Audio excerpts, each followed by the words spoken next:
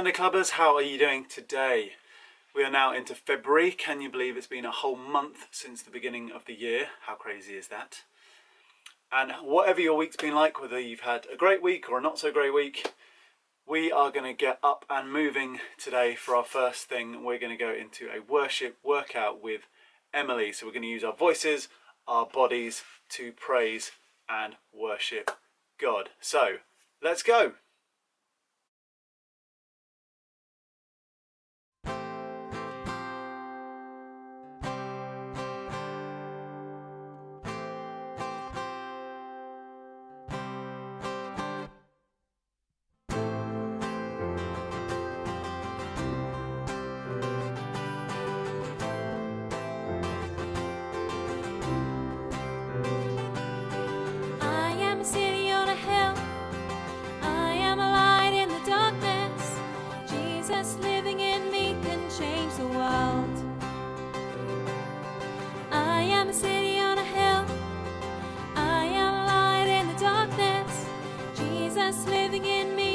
Change the world. So let my light shine, let my light shine, let my light shine. Let my light shine, let my light shine, let my light shine. If God is for me, who can stand against me? Let my light shine, let my light shine, let my light shine.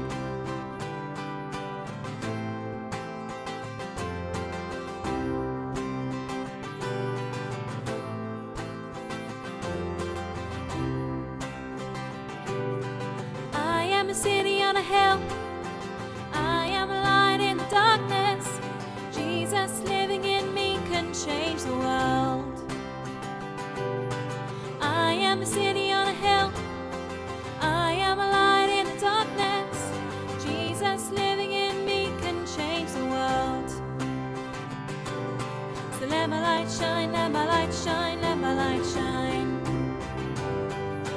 Let my light shine, let my light shine, let my light shine. If God is for me, who can stand against me? Let my light shine, let my light shine, let my light shine.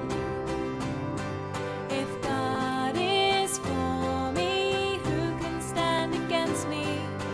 Let my light shine, let my light shine, let my light shine.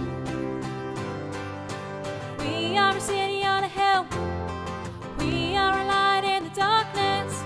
Jesus living in us can change the world. We are a city on a hill, we are a light in the darkness.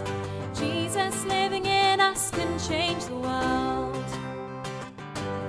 So let your light shine, let your light shine, let your light shine.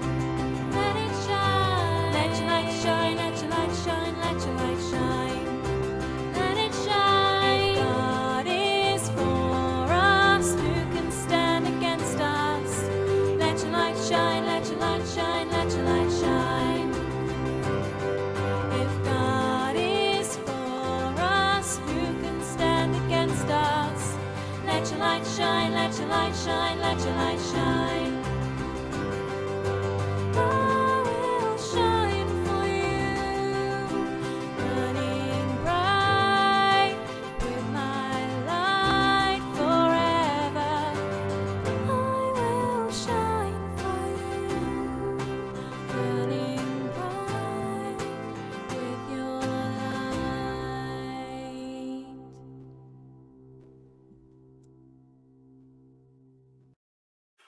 Thank you, Emily, for that. I'm feeling nice and warmed up. Hope you guys are too. Now, in our story today, we hear about Jesus healing a man. He did this a lot. But the thing that Jesus healed this man from is a disease called leprosy. Now, unfortunately, it's something that is still around today. We don't tend to get it much in this country, but there are parts of the world that have it.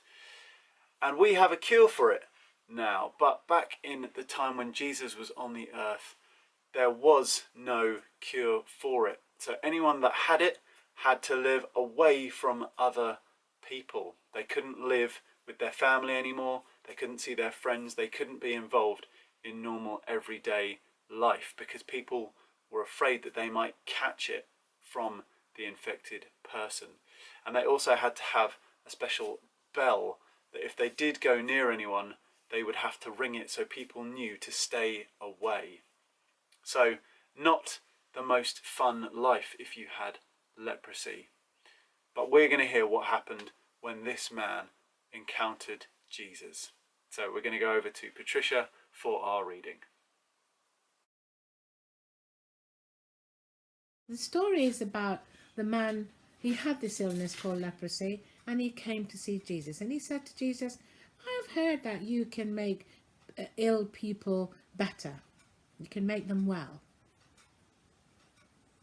And the man said to Jesus, please will you help me? He was desperate, wasn't he? Jesus felt sorry for the man. He knew that people who had this thing called leprosy could not live with their families, or they couldn't go out to work, couldn't do anything. Nobody wanted to be near them in case they caught leprosy too. Can you imagine how lonely that person must have felt? Jesus touched the man gently. Said, yes, I'll make you better. And immediately he touched him gently. He was cured. There was no spots on him. There was nothing. There was no anywhere. And he felt he was not in pain. And he was really happy. He was so happy. He was jumping about. Jesus said to him, you must go to the priest now and let the priest know you are well. This was important on many counts, really. The priest knew that he was well. It did mean that he could go back to worship. It did mean that he could go in the marketplace. It did mean that he could meet people. And he was no longer ostracized. So Jesus said, go and tell the priest, and then you can go home. And then Jesus said to him, quite sternly, please don't tell anyone what has happened.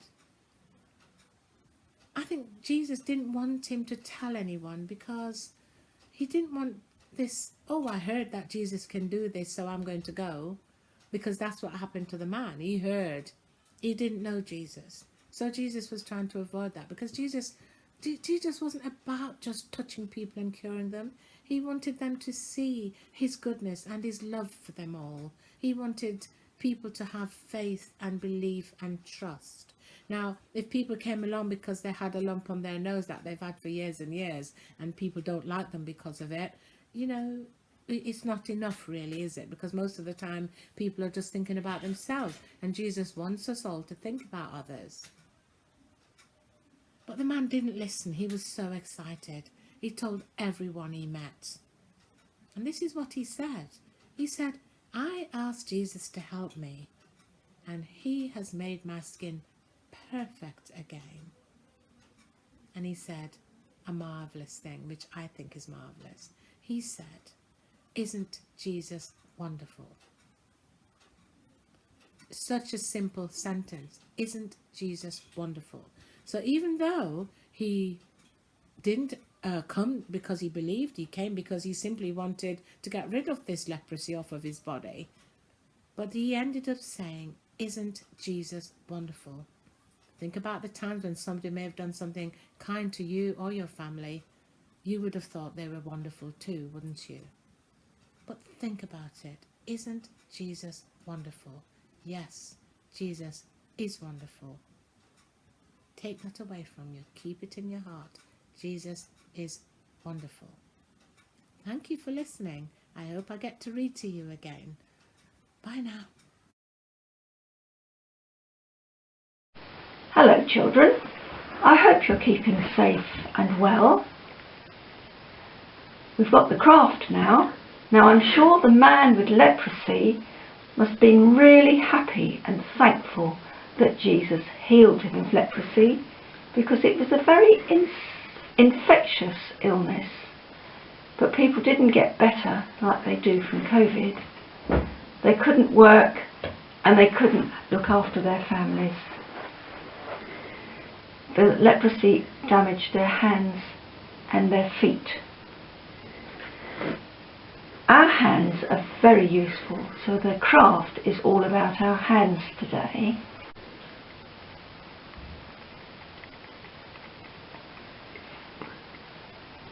of all, you need some paper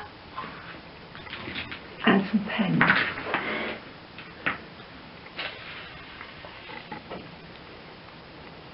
And I'm going to draw round my hands. Let's have the green pen. So very carefully draw around your first hand.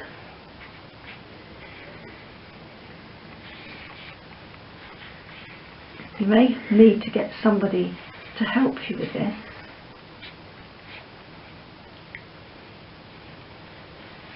Now, did you notice that in the story that Jesus touched the man? I've got to change hands and do the other hand. This would have meant so much to the man with leprosy, because people wouldn't have touched him because they would have been afraid to catch the leprosy from him. Well, we can't touch people at the moment, can we? Unless they live in the same house. So who would you like to give a good hug to when all the grown-ups have had their injections? There's Granny, Grandpa, Auntie, Uncle, cousins. There are the hands. And here are some examples of how you can fill in the hands that you've drawn. This one says, "Thank you, God, for my hands." And this one says, "Give someone a hug." And there's Uncle, Auntie, Grandad, Grandma, whoever. You can catch a ball, write with a pen, draw and colour a picture, bake a cake once you've cracked an egg. Or you can colour in the fingers in different ways. This one's just plain. This is my ring finger, so I've done it stripy. This is my pointy finger, so I've done arrows. And here's one with just dots. And let's colour one more finger. I should do it swirly. You can colour your fingers or do writing, whichever you prefer.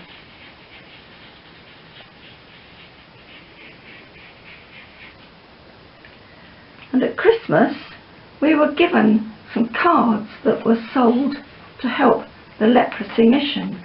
There's one, there's another one, 3 Kings, with information about leprosy mission on the back, and there's a cheery robin. So people today still get leprosy in countries like Africa and India, but these days they are made better, and people in the leprosy mission help them get better. Enjoy doing your craft, Sunday Clubbers.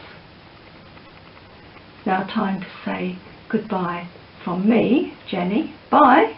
Bye. And Peter, who is working the camera. Thank you so much, Jenny, for that wonderful craft, and thank you, Peter, for being such a wonderful assistant. If you guys want to take a picture of what you've made and send it in to us, next week we will show off any pictures that we get in Sunday Club so we can see your amazing work. So we'd love it if you want to send them in. But I hope you guys have a great rest of the day, great week coming up next week. Thank you for being here with us this afternoon, and we look forward to seeing you guys again next week, same time, same place, for our next day of Sunday Club. Bye.